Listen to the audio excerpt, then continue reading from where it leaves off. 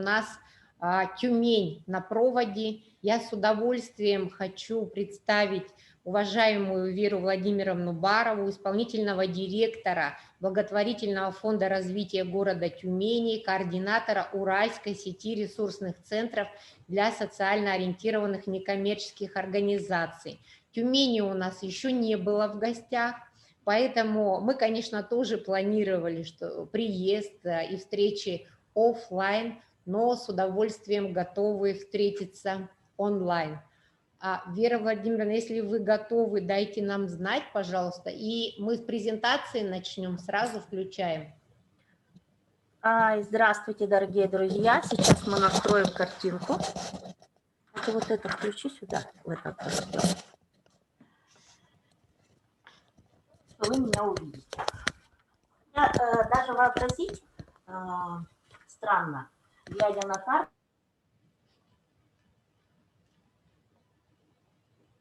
Так, пока мы вас не видим. Но не без проблем. Вот, организовать нашу связь. Ура, мы вас видим, Вера Владимировна. Я тоже рада. Рады встретиться. Спасибо, что вы с нами. Тюмень на проводе. Я с удовольствием передаю вам эстафету развития территории через взаимодействие, социальное партнерство власти, бизнеса и общества. Уважаемые коллеги, прошу перенять опыт и задавать вопросы в чате, не стесняться. Мы запускаем презентацию, Вера Владимировна? Нет. Нет пока? Хорошо. Я скажу, когда. Ну, я хочу прежде всего представиться, сказать, что в этой замечательной теме активизации людей во имя достижения светлого будущего, повышения качества жизни наша организация находится с 1999 года. Все это время мы были не просто фондом местного сообщества номер 2 в России, поскольку зарегистрировались сразу же после Тольятти, но еще и ресурсным центром для развития и поддержки социально ориентированных некоммерческих организаций. В определенное время, в 2011 году, накануне конкурса Министерства экономического развития, мы вдруг осознали, что тот опыт, который накоплен в нашей организации, может быть нужен и полезен на просторах Уральского федерального округа. До этого времени мы позиционировали себя как организация, работающая в Сибири, но после формирования федеральных округов неожиданно оказались уральцами. На самом деле это позволило нам открыть большую новую страницу деятельности организаций и найти себе партнеров уже за пределами Тюменской области во всех регионах Уральского федерального округа.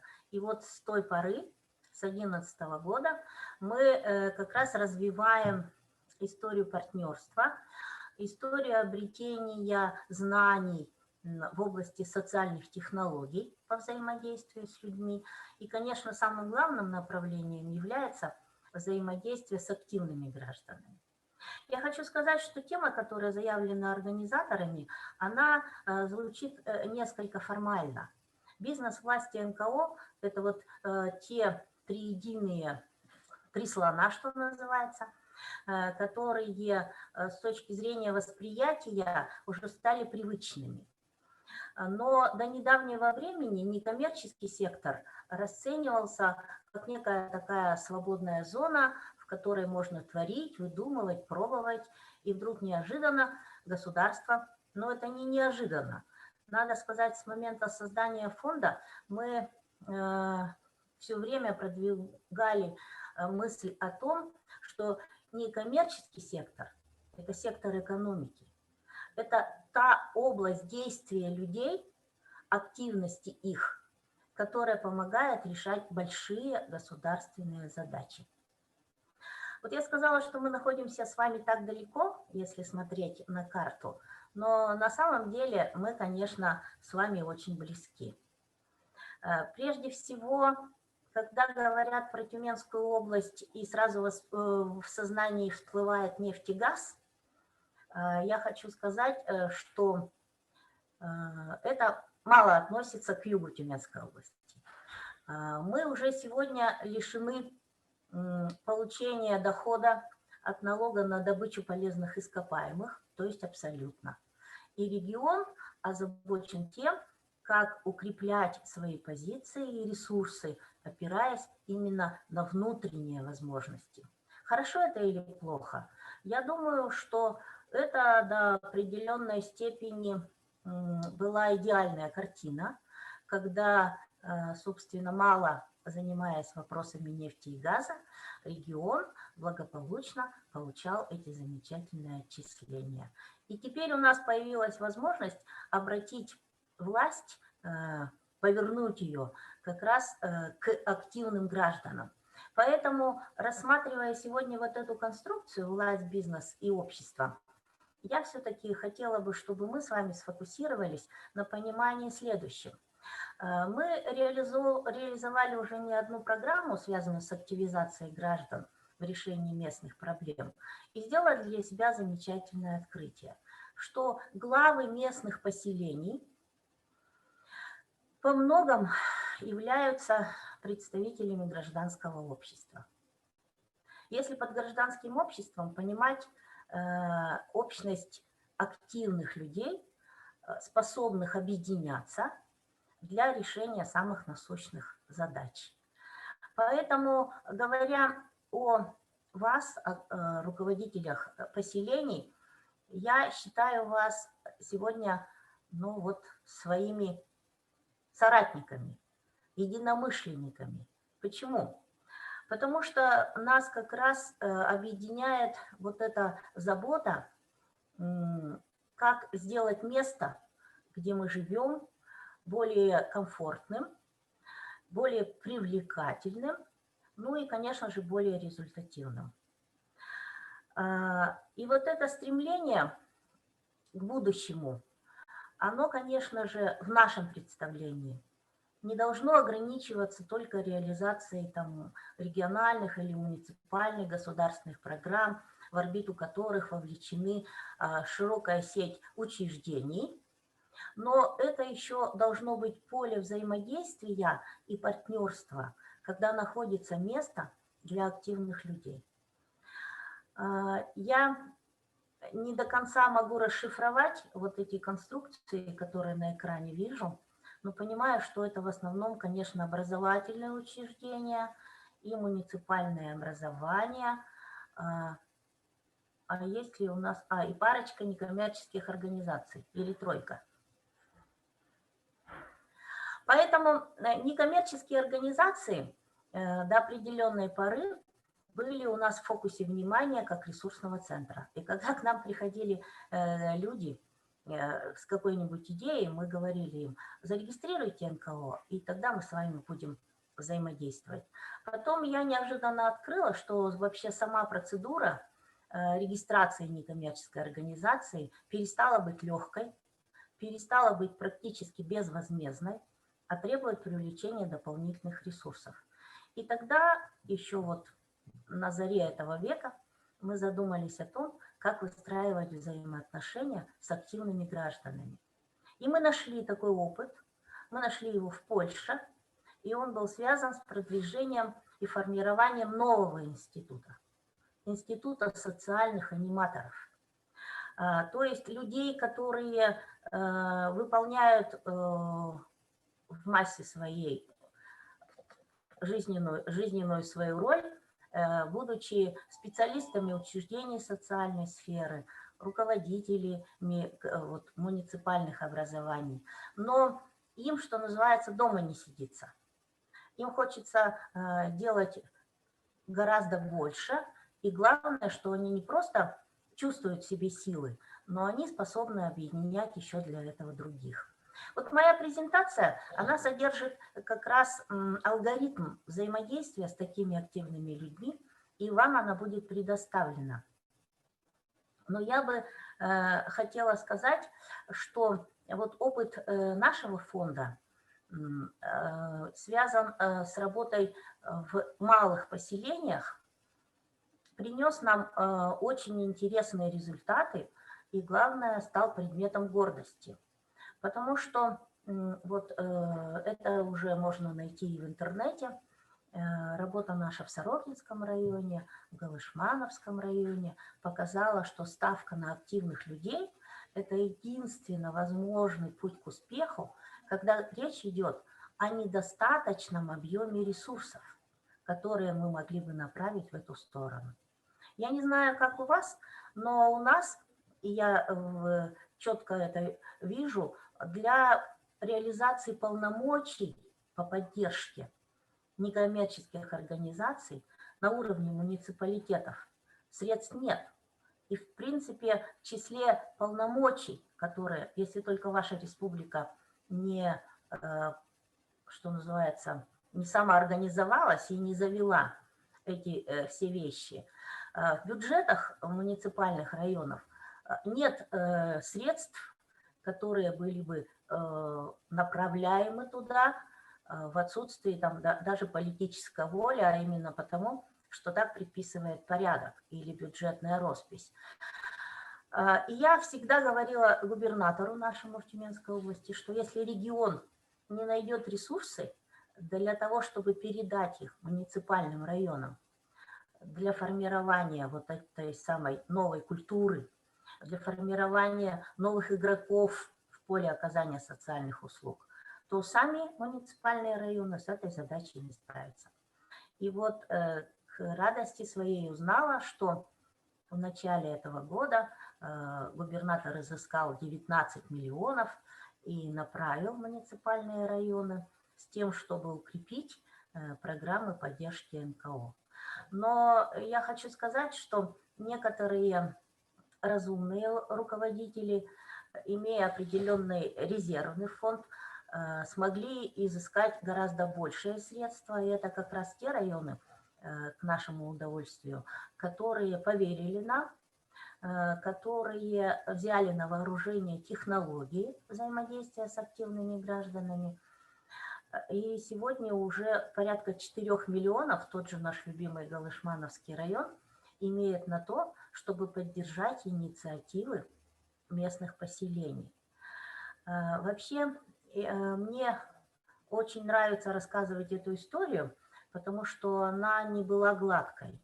Когда мы говорили о том, что есть вообще подходы, давно проверенные, приносящие результат, то ответ был один.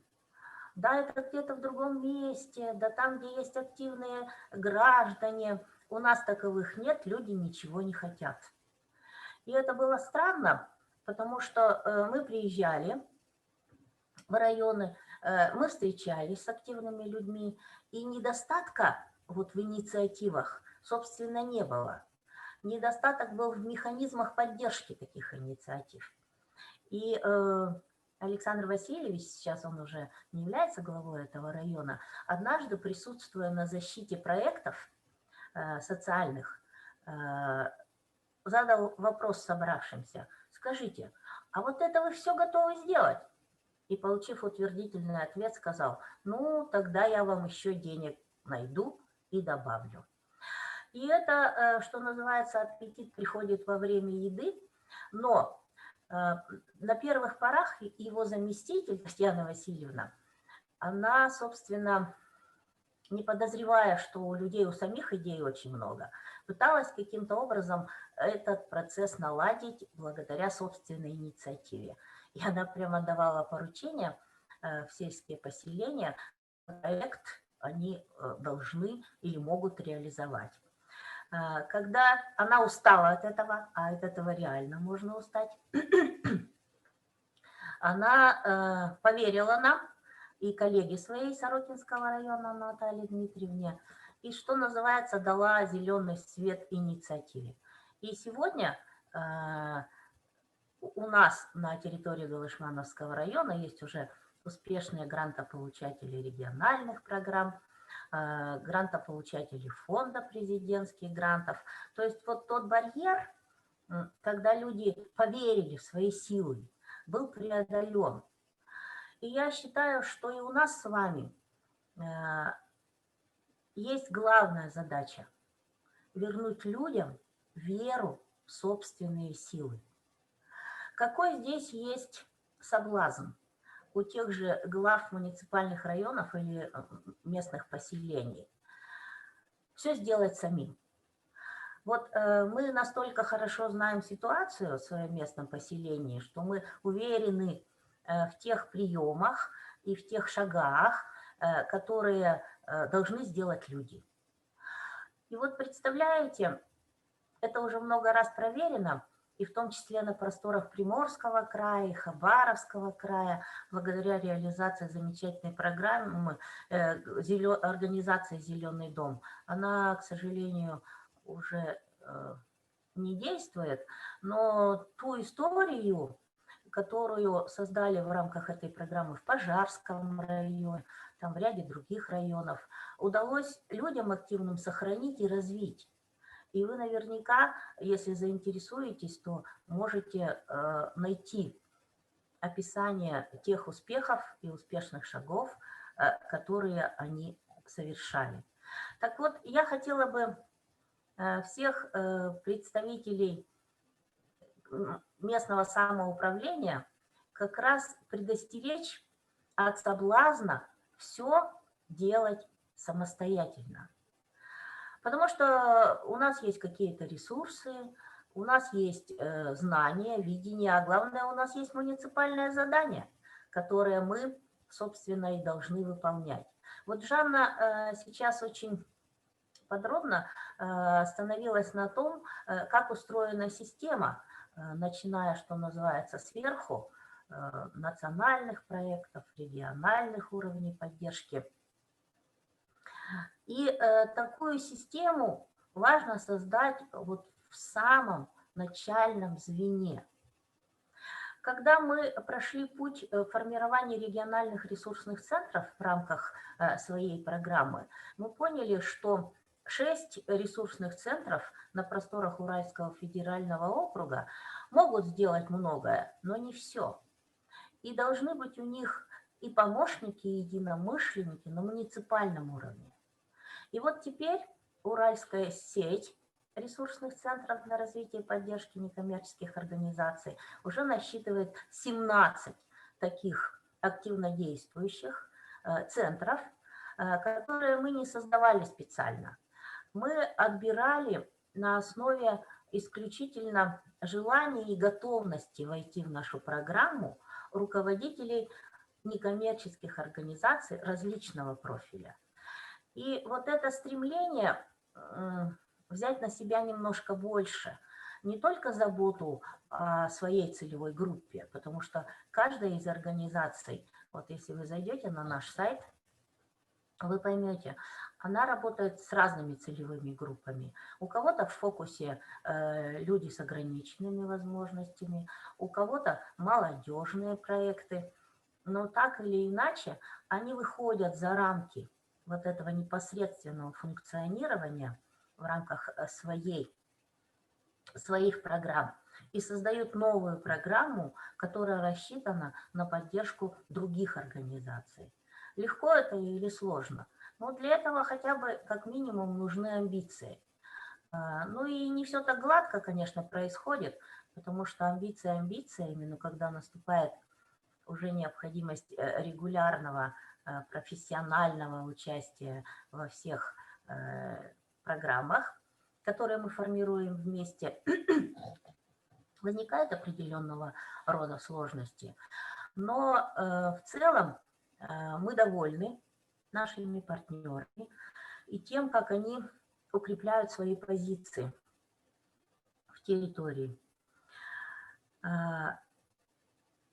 И эти примеры, эти истории успеха мы обязательно публикуем с тем, чтобы они стали общим достоянием. А главное, работать можно долго, но если нет повода погордиться собой и тем, кто рядом, то смысла в нашей работе, конечно, маловато. Я никогда не была в Якутии, Но напротив нашего дома живет сосед Слава, который более 10 лет прожил в Якутии. Он настоящий патриот вашего края и всегда с удовольствием рассказывает о том, как они, собственно, создавали семью там с Ларисой. И вот сейчас они уже, правда, живут в более комфортных условиях. Вообще, люди Крайнего Севера, мы их открыли для себя, когда стали ресурсным центром и стали проводить мероприятия образовательные, ну, практически в арктической зоне, за полярным кругом, в Ямало-Ненецком округе. И они для меня всегда загадка. Но когда я побывала в Шурышкарском районе, я сделала для себя очень интересное открытие. Шурышкарский район Ямало-Ненецкого округа – это тот район, где никто не добывает газ, где никто никогда не находил нефть. Но они считают себя счастливыми людьми и считают, что как можно дольше это время должно быть продлено, потому что такого общения с природой, такого удовольствия от общения друг с другом, они сейчас даже создали туристическое агентство и занимаются тем, что привлекают людей, любителей экстремального отдыха. И это замечательная история, которая вписалась яркой страницей в программу «Культурная мозаика малых городов и сел» фонда Тимченко. Это село Мужи, и Анна Геннадьевна там как раз человек, который может рассказать о своем опыте взаимодействия с активными людьми. И, честно говоря, сегодня, когда они стали получателями средств из других источников, это позволило им укрепиться как действующие единицы. Вот сейчас, Ольга, можно включить презентацию.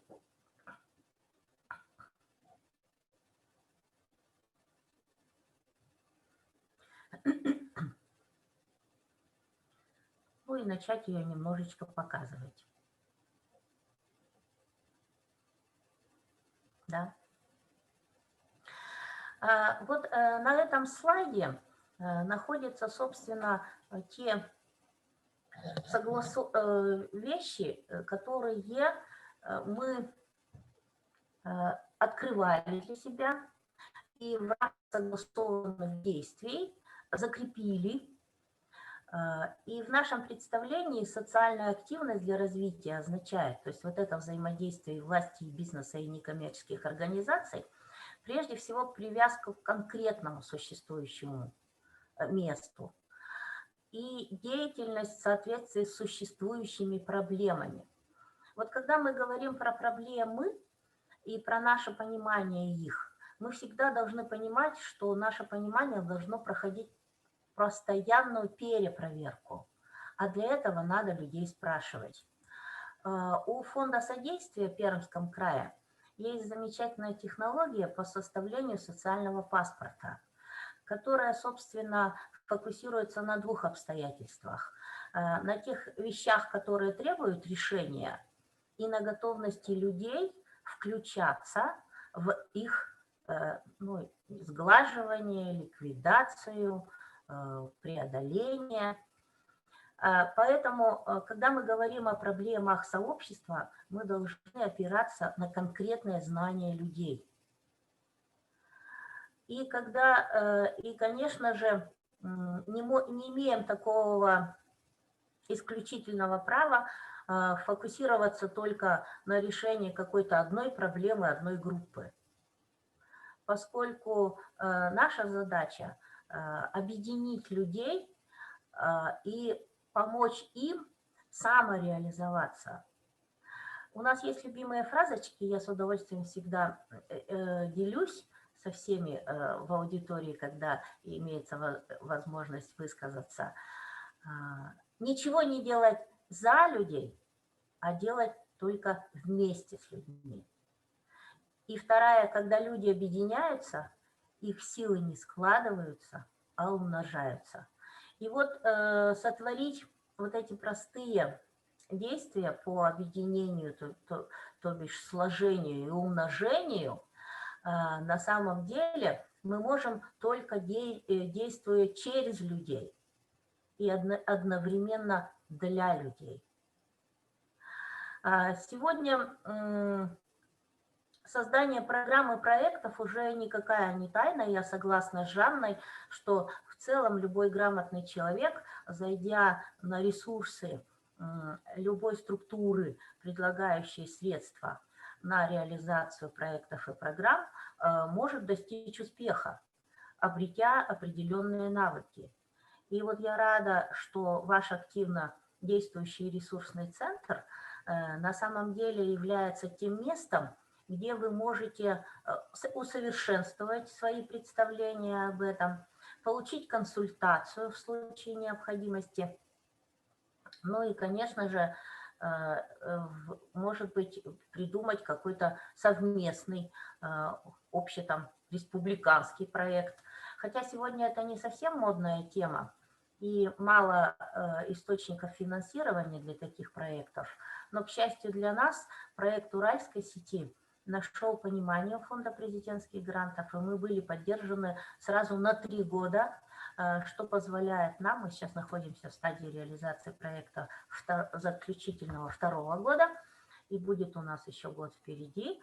Это позволяет действовать уверенно, с пониманием того, что ресурсы не закончатся сегодня, а можно делать ставку и на следующий год. Так, идем дальше. Я хотела бы поделиться с вами открытием, которое мы сделали вместе с Вячеславом Ивановичем Бахминым.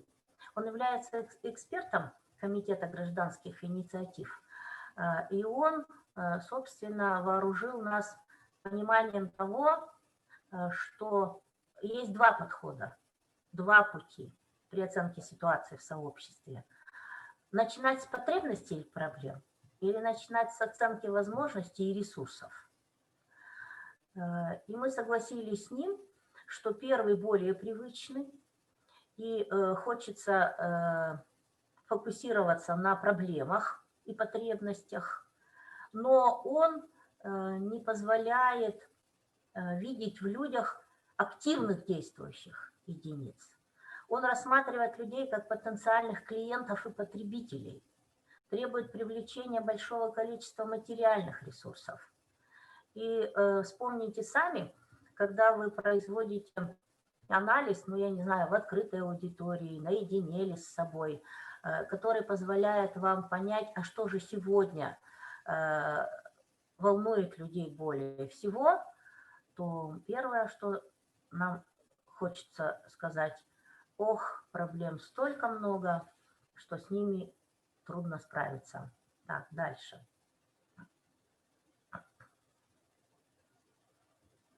И вот, формируя карту проблем, честно говоря, она нигде не является какой-то исключительной. И нет такого места в России, где бы не было актуально грязь, отсутствие культуры, грубость, неуважение, разбитые семьи, разрушающийся жилой фонд.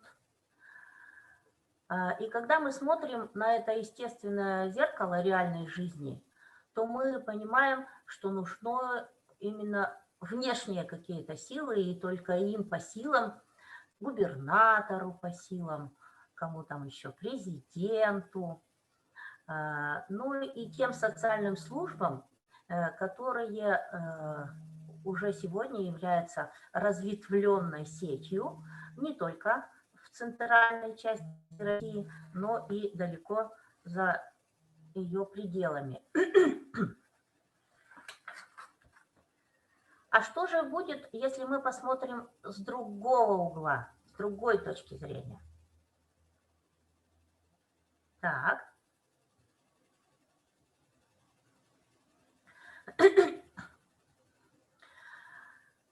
Нет, тут вот еще есть слайд, но вы его внимательно посмотрите. Я согласна с Вячеславом Ивановичем, что внешних ресурсов на всех не хватит, за них идет конкурентная борьба, и побеждают те, кто ближе. Многочисленные жалобы, требования, внимания к себе снижают инициативу, и люди уповают именно на решение проблем кем-то другим. Ну и самое главное, такие стратегии, построенные от потребностей, они гарантируют выживание. Они никогда не могут привести к серьезным изменениям или развитию сообщества. Потому что те сходы, которые организуются, и это яркая картина, я бывала на некоторых в присутствии там главы района, они все выглядят практически одинаково, потому что озвучиваются претензии именно на уровне, проблемы на уровне претензий, на которые у главы района находится только два ответа. Он же не может сказать, как господин Медведев, денег нет, а вы держитесь. Он начинает изыскивать какие-то возможности, брать на себя обязательства, подключать сюда ресурсы внутренние своей администрации в виде активности его заместителей, которым ничего не остается, как выполнять функции фактически добровольцев. Потому что один раз я даже услышала, что требование купить там какие-то матрасы должен был выполнить замглавы по строительству, потому что у него есть автомобиль, и он совершенно может этот ресурс замечательно предоставить самому активному и крикливому жителю. Так, ну мы идем дальше. Мы считаем, что все ресурсы, которые сегодня необходимы для активизации, для изменения качества жизни, находятся у нас рядом. И это прежде всего возможности и умения самих жителей и тех организаций, которые действуют на территории нашего муниципального района или нашего местного поселения. Тут важно понимать, что каждый живой человек имеет определенные способности, и эти способности могут представлять ценность для других. Каждая организация, каждое учреждение имеет свои неиспользованные ресурсы, и их важно включить в орбиту активных действий. Вот, например, я поставила задачу перед губернатором о необходимости открыть двери крупных учреждений культуры, которые позволяли бы безвозмездно, то есть даром, некоммерческим организациям проводить мероприятия. А почему? Да потому что все, что связано с содержанием этих учреждений, уже оплачено бюджетом области и должно быть использовано максимально для поддержки и для укрепления этого же сообщества. И мы достигли согласия, у нас действует программа, она называется «Приходи и работай», когда любая некоммерческая организация, имеющая потребность в организации крупного мероприятия, оставляет заявку, вписывается в календарь действующих мероприятий учреждения и получает такую возможность безвозмездно, то есть даром, как раз справиться с организацией. Поэтому местные учреждения, библиотеки, музеи, коих у вас, наверное, не знаю, много или мало, никогда не слышала про музеи в Якутии, но наверняка они есть, и они могут быть не только партнерами для активных людей, но и площадками, где активность эта может найти свое воплощение. Но сильное сообщество – это такое сообщество, где способности и ресурсы распознаны и где им обеспечено применение. И вот сохранение вот этой действующей карты возможностей – это первый шаг, который сделать важно активному ли гражданину, у которого появилось видение будущего нашего поселения. Или у вас как они называются, Оля? Улусы? У нас есть муниципальное образование Улусы, Так, Наслега. так. И вот то, что мы говорили, сообщество, исторически-культурная такая единица, кстати, с Бахминым мы это обсуждали, у нас называется Тёльбе, их 1600, а ТОСов у нас 26 зарегистрированных всего. Ну вот, сколько активных людей смогли найти себе применение. И, конечно же, это вдохновляет, потому что когда Фонд президентских грантов провел первый открытый конкурс и не обнаружил заявок от Магаданской области, он очень удивился. А Якутия, по-моему, была не на самом последнем месте по активности.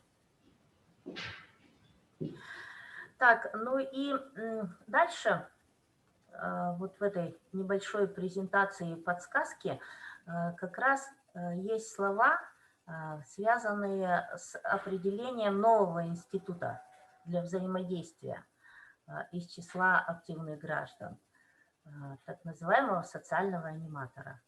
Но мы знаем аниматоров сегодня как людей, которые развлекают туристов в крупных туристических центрах или отелях.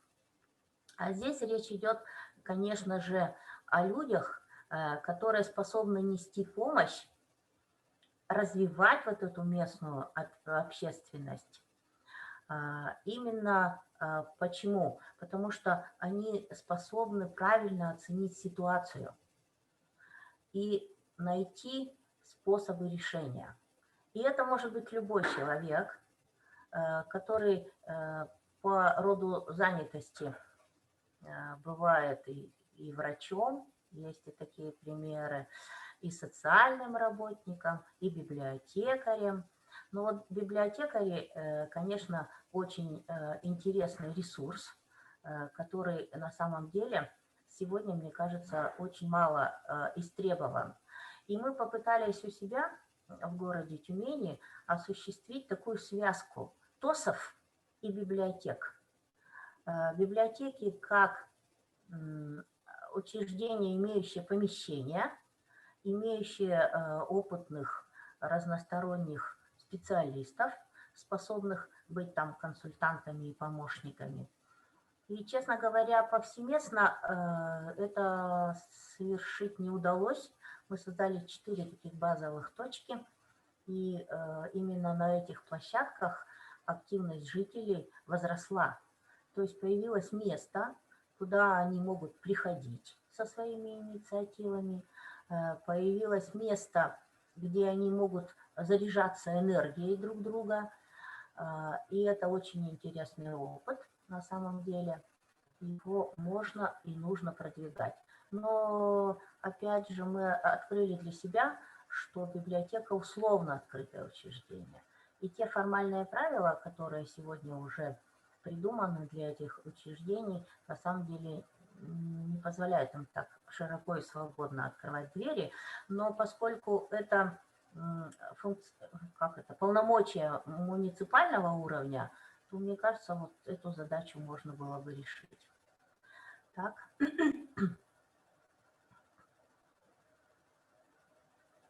Идем дальше. Ну вот я уже назвала, кто мог бы быть участниками вот этого движения. Это, конечно же, активные жители, руководители или работники некоммерческих организаций, органов ТОС, муниципальных учреждений, предприниматели. Наиболее удачной у нас получилась история, связанная с формированием вот этого института социальных аниматоров на базе ТОС окраинных микрорайонов. Это те микрорайоны, которые имеют больше проблем. Это те микрорайоны, которые нуждались в усовершенствовании как раз системы социальных учреждений и улучшения их условий деятельности. Это вот все живые вопросы, которые позволили людям найти понимание, консолидировать свои усилия и, собственно, не ожидая помощи извне, самим справиться со многими проблемами.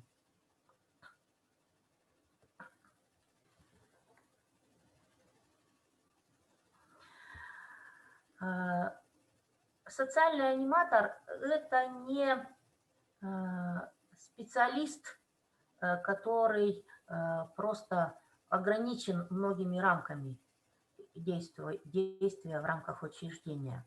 Социальный аниматор – это как раз активный участник, который берет на себя важную функцию – поддерживать и мотивировать людей. Это, если мы передадим им эти знания, люди, которые будут вот трансляторами этих нужных, полезных навыков и историй. А главное, конечно же, поскольку это люди сами неугомонные, они способны вдохновить других, передать знания и опыт, ну и способствовать созданию партнерств. Вообще история с партнерствами – это не самая легкая история, даже тогда, когда речь идет о равных организациях. Тут очень много вступает таких личностных обстоятельств, которые препятствуют выстраиванию взаимодействия на равных, что называется. Всегда найдется желающий, который захочет руководить и управлять.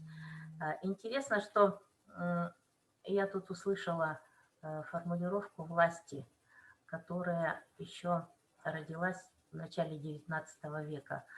Власть хочет все знать, ни за что не отвечать и всем рулить, всем управлять.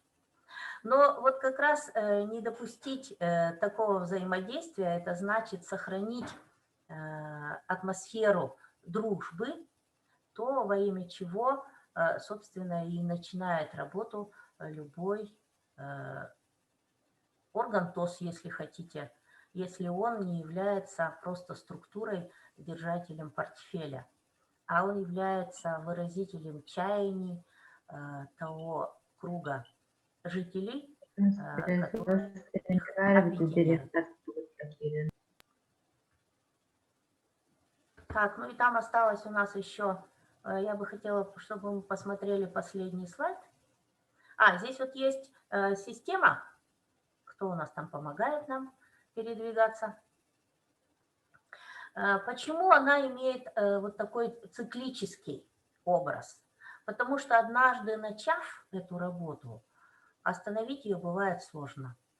Привлекая людей, создавая вот эти объединения и выстраивая образ будущего в виде стратегии и тактики, мы, конечно, должны содействовать их активной деятельности. Но проведя анализ ситуации, мы понимаем, что кое с чем нам удалось справиться. Есть вещи, на которые важно сфокусироваться и дальше. И все начинаем сначала. Ищем сторонников, формируем вот этот образ, ну и предпринимая шаги, собственно, создаем историю успеха. Потому что только успех может вдохновить на дальнейшие действия. Поэтому я согласна с некоторыми консультантами, которые нам в свое время сказали очень важную вещь. Любую победу нужно праздновать. И вот в Галышмановском районе у них создалась целая история таких праздников, которые позволяют сказать спасибо самым активным, то есть наградить их, позволить им получить экономическую выгоду, то есть в рамках небольших ярмарок реализовать вещи в виде там сувениров или каких-то замечательных домашних приготовлений, потому что в Галышмановском районе в календаре событий есть день варенья, а мы его подчеркнули как раз в рамках программы Хабаровского и Приморского края. Есть День пирога, есть замечательная Земляновская ярмарка, которая собирает всех умельцев. Понятно, что эти события должны максимально быть приближены к людям, поэтому не обязательно их выносить в районные центры, а делать вот такой событийный, интересный календарь для каждого поселения. И это будет как раз предметом гордости.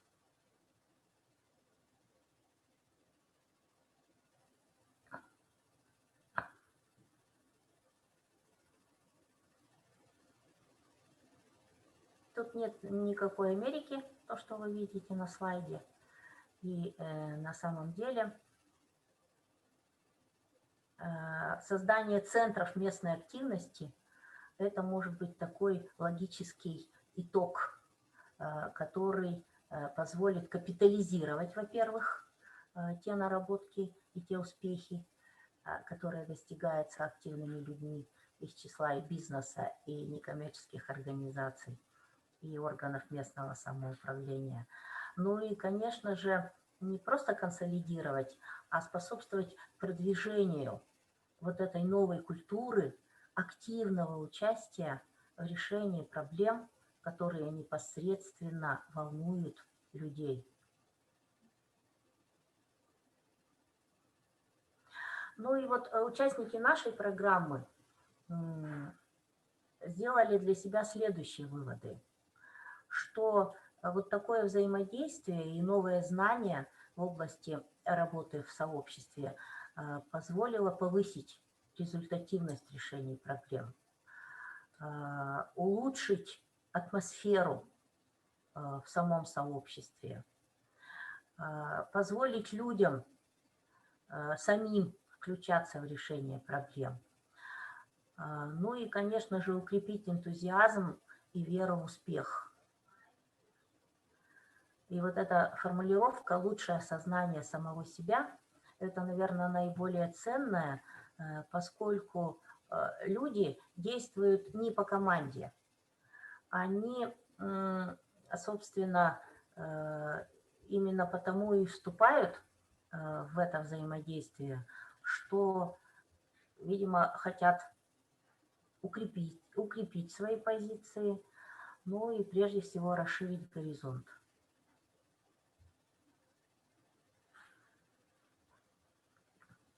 Было ли вам понятно? Я вот в чат смотрю, там у нас есть что-то. Согласны ли вы со мной, что говорить о бизнесе власти и НКО важно с позиции активных действующих игроков? И мы, например, для того, чтобы укрепить и подчеркнуть роль небольших предпринимательских сообществ, организуем конкурсы общественного признания. Один из них «Социальная звезда». Он родился в рамках Уральской сети ресурсных центров. Но я уж не говорю про конкурсы общественного признания в рамках благотворительного сезона. Это тоже замечательная история, которую создали сибиряки. И я счастлива, что мы были причастны как раз к созданию и разработке этих технологий, потому что на просторах Сибири любое из предложенных действий не было похоже одно на другое. Так как были и не были похожи, и до сих пор не похожи наши регионы, которые имеют свою специфику, которые имеют свои сильные стороны. Но вот укреплять сильные позиции любого поселения – это все-таки не задача одной администрации местного поселения. Если вы создадите вокруг себя замечательное ядро единомышленников, это как раз укрепит не только ваши позиции, но и само сообщество, поскольку позволит реализовать именно самые насущные идеи, проекты. Изыскать средства на их реализацию бывает сложновато. Но Ольга, может быть, знает перспективу якутских муниципальных образований с точки зрения финансирования этого направления деятельности? Спасибо большое, Вера Владимировна. Было очень интересно узнать. И Жанна пишет, что она узнала, что она социальный аниматор. Я тоже нашла в себе зачатки социального аниматора. Это очень интересное умозаключение и словосочетание. Я действительно соглашусь, что вот это уже избитое, да, треугольник власть, бизнес, общество, он абсолютно ничего не значит, если не будет включаться человеческий фактор. И очень часто действительно тоже согласна, что повернуть власть к активным гражданам – это одно. И абсолютно согласна, что я знакома с главами местных поселений, которые являются яркими представителями активных граждан. Вот наш пилотный проект, мы его назвали проектной инициативой, ее оформили, и 2 года вели территорию, как я говорила, вот сегодня в самом начале, Мадуцкий наслег Намского улуса. Мы прокачали их в течение 2 лет, и наша задача была вначале изучить домохозяйства, которые так или иначе были в трудной жизненной ситуации, которые получали пособие, им нужна была помощь, но при прокачке всего сообщества, небольшого, в принципе, наслега с точки зрения центрального сельскохозяйственного района, произошло следующее. Из 50 домохозяйств у нас осталось 20, которые нуждаются, а помощь была оказана от главы до населения, которые стали кураторами, наставниками, волонтерами конкретным семьям и домохозяйствам, которым нужна была помощь. А самое главное, без всяких НКО, вообще не было там НКО, они путем инициативного бюджетирования, да, есть такая программа и 500 миллионов в год у нас выделяется, когда сход решает голосованием, на какой проект будут направлены те или иные средства.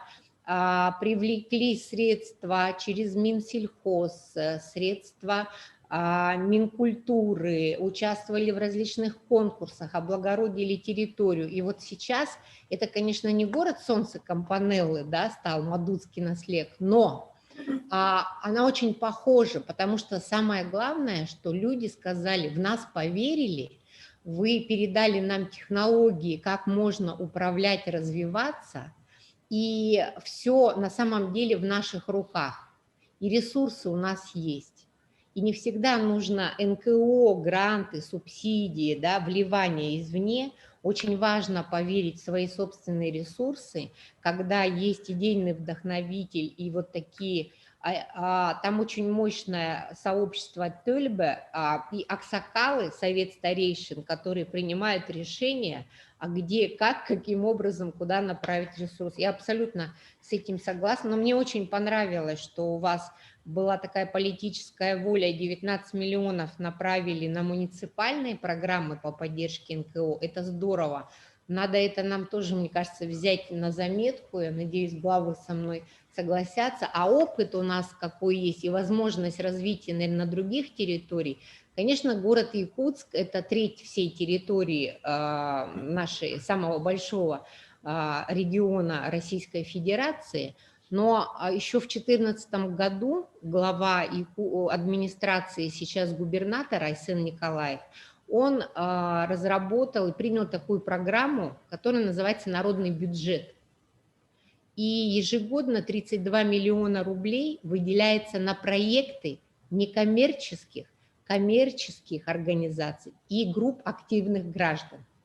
И вот эта инициатива, мне кажется, она может быть поддержана и в других муниципалитетах, в районах.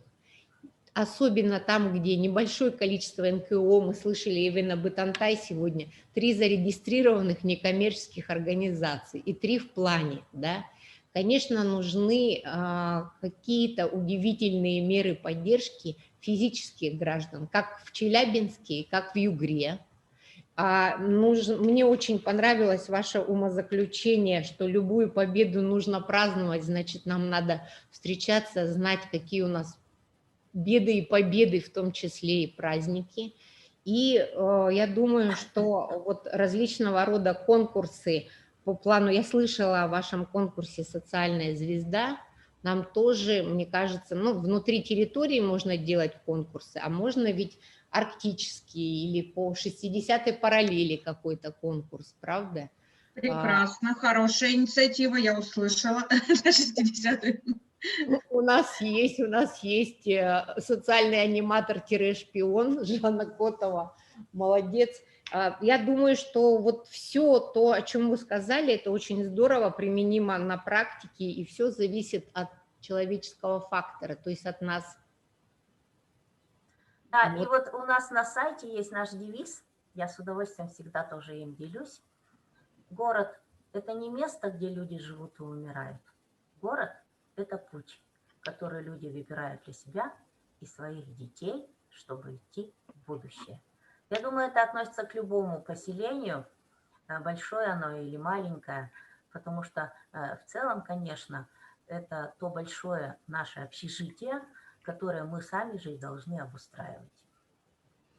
Спасибо огромное. Я думаю, что коллеги, и вот у вас был вопрос, кто к нам присоединился и какие это организации, но зачастую у нас в арктических районах из-за медленного трафика интернета это в администрацию приходят значит, активные граждане, там же специалисты, там же представители образования, здравоохранения, соцзащиты, или наоборот, в школе тоже, кстати, и достаточно хороший интернет, по крайней мере, я видела в Анабарском, в Оленёкском, что и мы выходили именно из школы, поэтому везде это по-разному, но не смотрите на то, что здесь небольшое количество участников мероприятия, на самом деле в каждом подключении это группа, которая сейчас нас очень внимательно слушает. Я вас благодарю и приглашаю посетить, реально посетить Якутию. Да, я об этом мечтала, но вот пандемия внесла поправки. Да, и надеюсь, что мы тоже доберемся до Тюмени. Это будет здорово. Спасибо вам огромное. Вопросы пока нам не задавали. Благодарю. Мы на связи, еще остаемся на связи. И мы продолжаем сегодня.